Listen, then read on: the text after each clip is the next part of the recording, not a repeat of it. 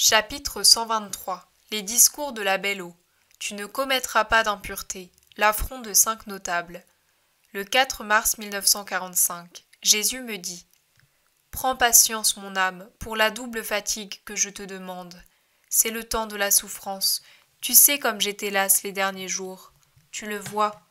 Pour marcher, je m'appuie sur Jean, sur Pierre, sur Simon, même sur Judas. Oui. Et moi, de qui le miracle émanait par simple effleurement de mes habits, je ne pouvais changer ce cœur. Laisse-moi m'appuyer sur toi, petit Jean, pour répéter ce que j'ai déjà dit ces derniers jours à ces âmes opiniâtrement fermées, sur lesquelles l'annonce de mon supplice glissait sans pénétrer. Permets aussi au maître de parler de ces heures de prédication dans la triste plaine de la Belle Eau. Je te bénirai 2 fois, pour ta fatigue et pour ta pitié. Je compte tes efforts, je recueille tes larmes.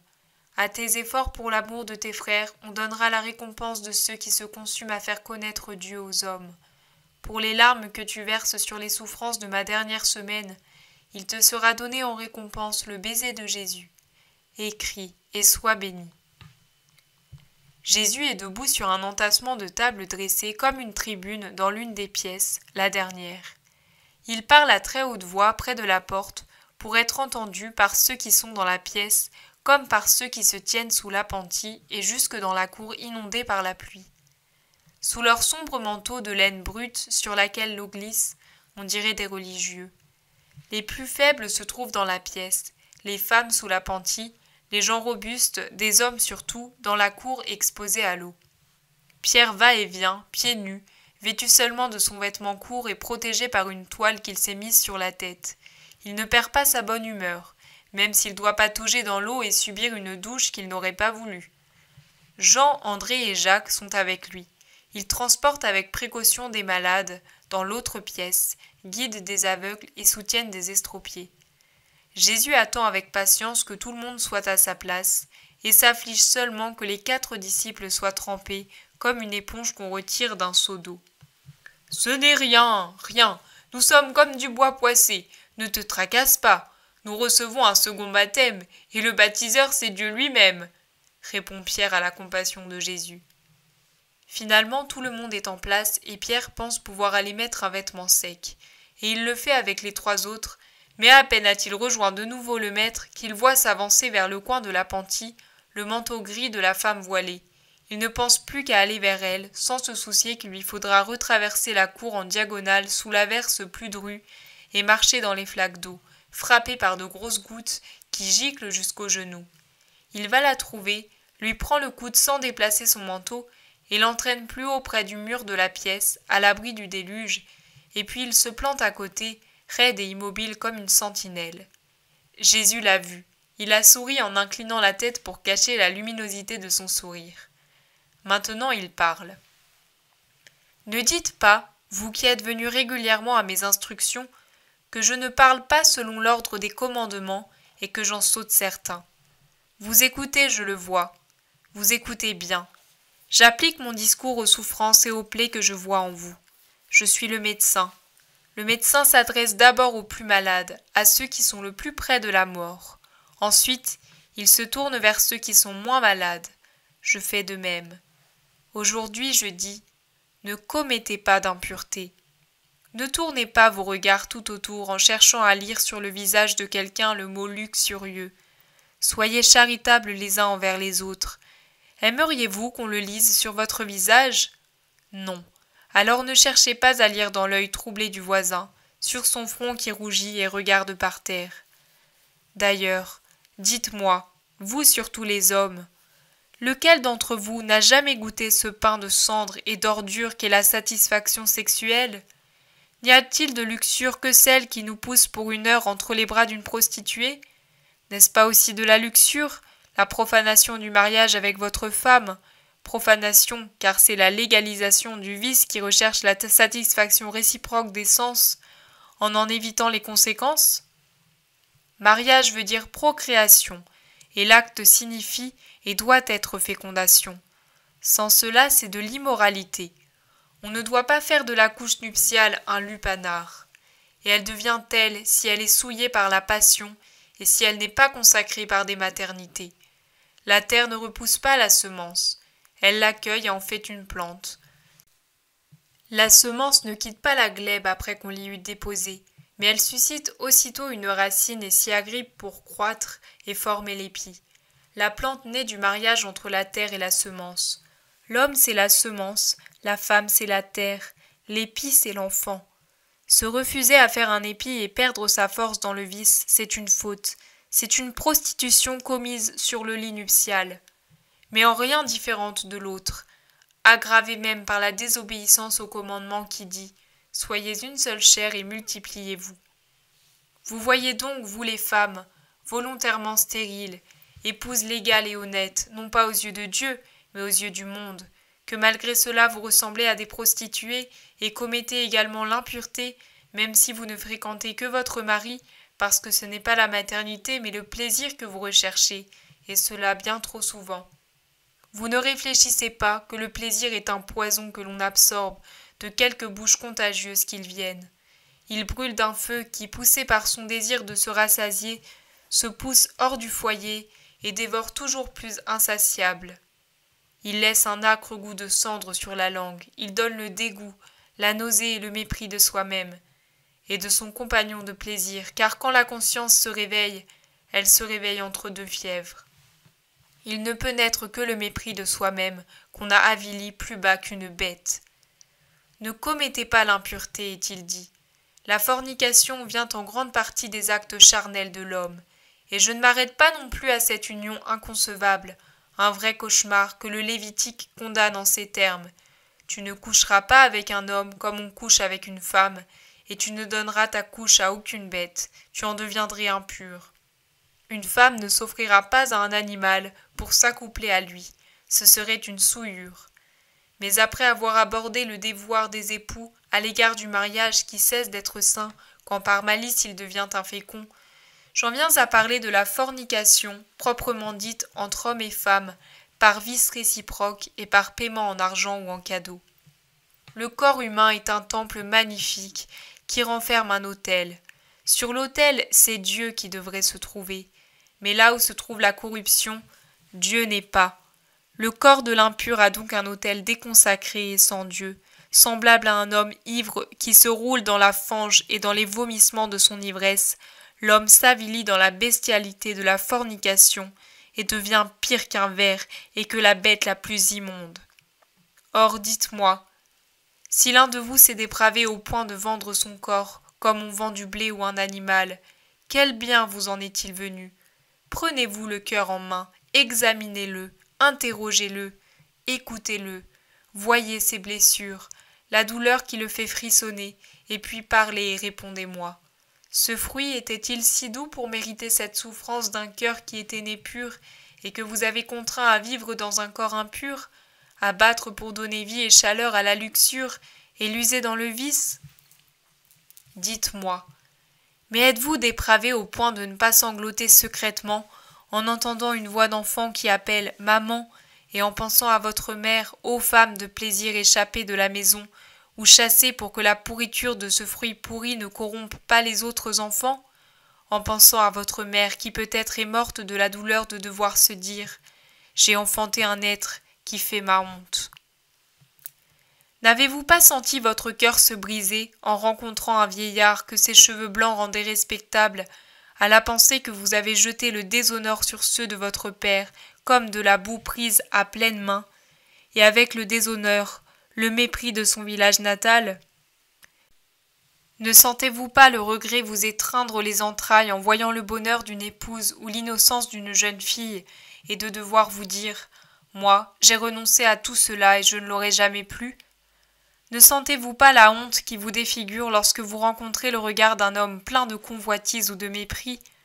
Ne ressentez-vous pas votre misère quand vous avez envie du baiser d'un bébé et que vous n'osez plus dire « donne-le-moi » parce que vous avez tué des vies qui devaient naître, rejetées par vous comme un fardeau ennuyeux et une gêne inutile, détachées de l'arbre qui les avait conçues et jetées au fumier?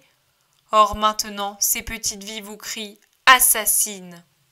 Surtout, ne tremblez-vous pas à la pensée du juge qui vous a créé et qui vous attend pour vous demander « Qu'as-tu fait de toi-même » Est-ce pour cela que je t'ai donné la vie? Nid de vermine et de pourriture, comment oses-tu te tenir en ma présence? Tu as eu tout ce qui était pour toi un Dieu, le plaisir. Va au lieu de l'éternelle malédiction. Qui pleure? Personne. Vous dites personne. Et pourtant, mon âme va à la rencontre d'une autre âme en pleurs. Pourquoi y va-t-elle? Pour jeter l'anathème à une prostituée? Non, parce que son âme me fait pitié. Tout en moi est répulsion pour son corps souillé qui transpire une sueur immonde. Mais son âme... Père, Père, c'est pour cette âme aussi que j'ai pris chair et que j'ai quitté le ciel pour être son Rédempteur et celui de tant d'âmes, ses sœurs. Pourquoi ne devrais-je pas recueillir cette brebis errante, l'amener au bercail, la purifier, l'unir au troupeau, lui donner des pâturages et un amour qui soit parfait comme seul le mien peut l'être? Mon amour est bien différent de ce à quoi elle donnait jusqu'ici le nom d'amour, qui n'était en fait que haine. C'est un amour très compatissant, complet, très doux pour qu'elle ne pleure plus le temps passé autrement que pour dire « J'ai perdu trop de jours loin de toi, éternelle beauté. Qui me rendra le temps perdu? Comment savourer, dans le peu de temps qu'il me reste à vivre, ce que j'aurais savouré si j'étais toujours restée pure? Et pourtant, ne pleure pas, âme foulée aux pieds par toute la luxure du monde. Écoute, tu es une loque dégoûtante, mais tu peux redevenir une fleur. Tu es un fumier, mais tu peux redevenir un parterre embaumé. Tu es un animal immonde, mais tu peux redevenir un ange. Un jour tu l'as été, tu dansais sur les prés en fleurs, rose parmi les roses, fraîche comme elle, exhalant le parfum de ta virginité. Sereine, tu chantais des chansons d'enfant, puis tu courais vers ta mère, vers ton père et tu leur disais « Vous êtes mes amours ». Et l'invisible gardien, qu'a toute créature à son côté, souriait devant la blancheur azurée de ton âme. Et puis, pourquoi as-tu arraché tes ailes de petite innocente? Pourquoi as-tu foulé aux pieds un cœur de père et de mère, pour courir vers d'autres cœurs dont tu n'étais pas sûre? Pourquoi as-tu abaissé ta voix pure, en lui faisant prononcer des mots mensongers d'un faux amour? Pourquoi as-tu brisé la tige de la rose? Pourquoi t'es-tu violée toi-même? Repens-toi, fille de Dieu. Le repentir est renouvellement, purification, élan vers les hauteurs. L'homme ne peut-il pas te pardonner? Ton Père lui-même ne le pourrait-il plus? Dieu, lui, le peut, car la bonté de Dieu ne peut se comparer à la bonté humaine, et sa miséricorde est infiniment plus grande que la misère de l'homme. Honore-toi toi-même, en rendant par une vie honnête ton âme digne d'honneur. Justifie-toi auprès de Dieu, en ne péchant plus contre ton âme. Fais-toi un nom nouveau auprès de Dieu. Voilà ce qui a de la valeur. Tu es le vice, deviens l'honnêteté, deviens le sacrifice, deviens la martyre de ton repentir. Tu as bien su martyriser ton cœur pour faire jouir la chair. Maintenant, sache martyriser ta chair pour donner une paix éternelle à ton cœur. Va, allez tous, chacun avec son fardeau et ses pensées. Réfléchissez. Dieu vous attend tous et ne rejette aucun de ceux qui se repentent. Que le Seigneur vous donne la lumière pour connaître votre âme. Allez. Beaucoup se dirigent vers le village. D'autres entrent dans la pièce. Jésus s'approche des malades et les guérit. Un groupe d'hommes discute dans un coin. Partagés entre des opinions différentes, ils gesticulent et s'animent.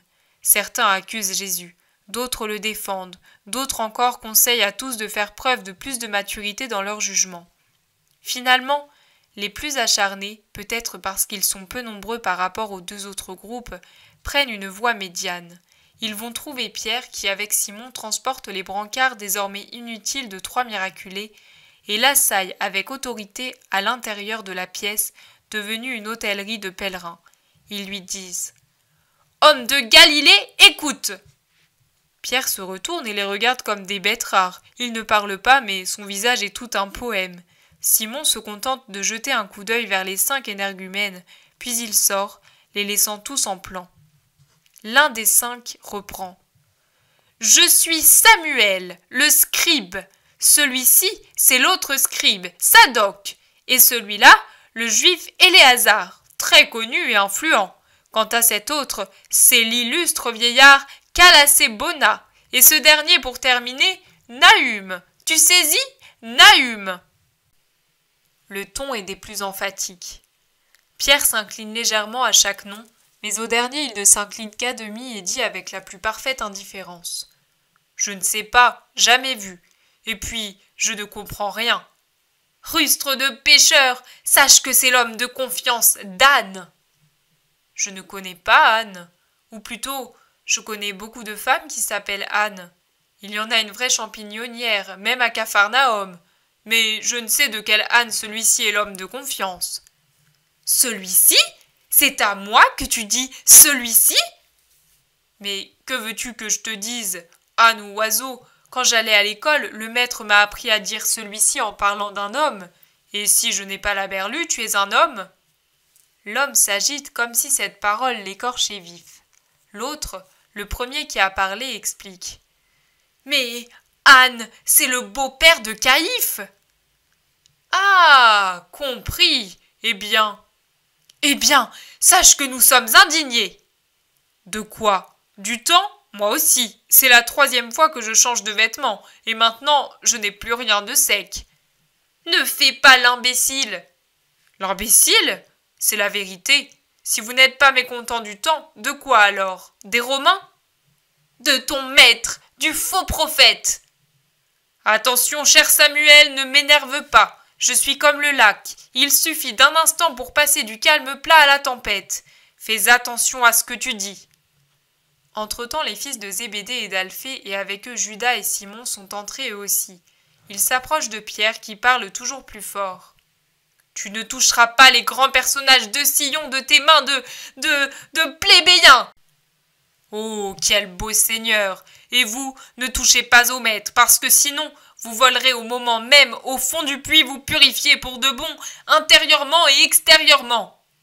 Je fais observer aux savants du temple, ajoute paisiblement Simon, que cette maison est une propriété privée. Et Judas renchérit. Et le maître, j'en suis garant, a toujours fait preuve du plus grand respect pour la maison d'autrui, et en premier lieu pour la maison du Seigneur. Tais-toi, vers sournois. Sournois en quoi? Vous m'avez dégoûté, et je suis venu là où il ne peut y avoir de dégoût. Dieu veuille que pour être resté avec vous, je n'ai pas été complètement corrompu. Bref, que voulez-vous? Demande sèchement Jacques, fils d'Alphée. Et toi, qui es-tu? Je suis Jacques, fils d'Alphée, Alphée, fils de Jacob, fils de Mathan, fils d'Éléazar, et si tu veux, je te nomme tous mes ancêtres jusqu'au roi David dont je descends. Je suis aussi le cousin du Messie. Je te prie donc de parler avec moi, qui suis de souche royale et de race juive, s'il déplaît à ta grandeur, de parler avec un honnête Israélite qui connaît Dieu mieux que Gamaliel et que Caïphe. Allons, parle. Ton maître et parent se fait suivre par des prostituées. Cette femme voilée est l'une d'elles. Je l'ai vue au moment où elle vendait de l'or, et je l'ai reconnue. C'est la maîtresse de Chamaï. Elle l'a quittée. Cela déshonore ton parent. De qui? De Chamaï le rabbin? Alors ce doit être une vieille carcasse, donc pas de danger, dit Judas en plaisantant. Tais-toi, fou! De Chamaï d'Elki, le préféré d'Hérode. Tiens, cela veut dire qu'elle ne le préfère plus, le préféré.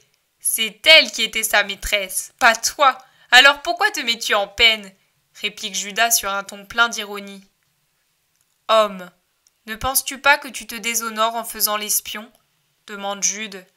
Et ne penses-tu pas que c'est celui qui pêche qui se déshonore, et non pas celui qui cherche à relever le pécheur? Quel déshonneur en résulte-t-il pour mon maître et frère, si par son enseignement il fait parvenir sa voix jusqu'aux oreilles profanées par la bave des luxurieux de Sion? Sa voix! Ha! Il a 30 ans, ton maître et cousin, et il n'en est que plus hypocrite que les autres. Et toi, et vous tous, vous dormez comme des sourds la nuit. Reptile imprudent, hors d'ici ou je t'étrangle! Crie Pierre à qui font écho Jacques et Jean, pendant que Simon se borne à dire. Quelle honte! Ton hypocrisie est si grande qu'elle ressort et déborde et tu baffes comme une limace sur une fleur pure. Sors d'ici et deviens un homme, car pour l'instant tu n'es que venin. Je te reconnais, Samuel, tu as toujours le même cœur. Que Dieu te pardonne, mais va-t'en loin de moi. Mais pendant que Judas et Jacques, fils d'Alphée, retiennent le bouillant Pierre, voici qu'intervient Jude. Par sa démarche, il ressemble plus que jamais à son cousin Jésus, dont il a la même flamme bleue dans les yeux et la même expression imposante. Il crie comme un tonnerre. « Celui qui cherche à déshonorer l'innocent se déshonore lui-même. Dieu a créé les yeux et la langue pour accomplir des œuvres saintes. Le calomniateur les profane et les avilit en leur faisant accomplir des œuvres mauvaises. Je ne me souillerai pas moi-même par un acte mauvais contre tes cheveux blancs. Mais je te rappelle que les méchants haïssent l'homme intègre et que le sot épanche sa malveillance sans même réfléchir qu'il se trahit. Qui vit dans les ténèbres échange pour un reptile le rameau fleuri. Mais qui vit dans la lumière voit les choses telles qu'elles sont, et il les défend si on les attaque par amour de la justice. Nous vivons dans la lumière, nous sommes la chaste et belle génération des fils de la lumière, et notre chef, c'est le saint qui ne connaît ni la femme, ni le péché. Nous le suivons et le défendons contre ses ennemis, pour lesquels, comme il nous l'a enseigné, nous n'éprouvons aucune haine. Bien au contraire, nous prions pour eux. Apprends, vieillard, la leçon d'un jeune homme parvenu à la maturité, parce que la sagesse lui a appris à ne pas tenir des propos irréfléchis et à ne pas être, en fait de bien, impropre à rien. Va et rapporte à celui qui t'a envoyé que ce n'est pas dans la maison profanée du mont Moria, mais dans cette pauvre demeure que Dieu réside dans sa gloire. Adieu. Les 5 hommes n'osent pas répliquer et s'en vont. Les disciples s'interrogent. Faut-il le reporter ou non à Jésus, qui est encore avec les malades guéris? Mieux vaut le lui dire. Ils vont à lui, l'appellent et ils lui racontent tout. Jésus sourit tranquillement et répond « Je vous remercie d'avoir pris ma défense, mais que voulez-vous y faire? Chacun donne ce qu'il a. » Pourtant, ils ont un peu raison. On a des yeux pour voir et beaucoup voient. Elle est toujours à la porte comme un chien. Cela te porte tort, disent plusieurs. Laissez-la. Ce ne sera pas elle, la pierre qui me frappera la tête. Et si elle se rachète, ma joie me paiera bien de toutes ces critiques. Tout se termine sur cette douce réponse.